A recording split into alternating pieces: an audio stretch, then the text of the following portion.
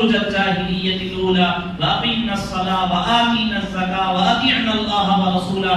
گھر میں ہی رہنا، عام عورتوں کی طرح بازاروں میں بن سبر کے نہیں پھرنا چاہیے. نماز قائم کرنا، زکوٰۃ ادا کرنا، گھر کے اندر تلاوتیں کرنا، یہ سب کیوں؟ انما یرید اللہ لیذھب عنکم الرجس اہل البیت ویطہرکم تطہیرا.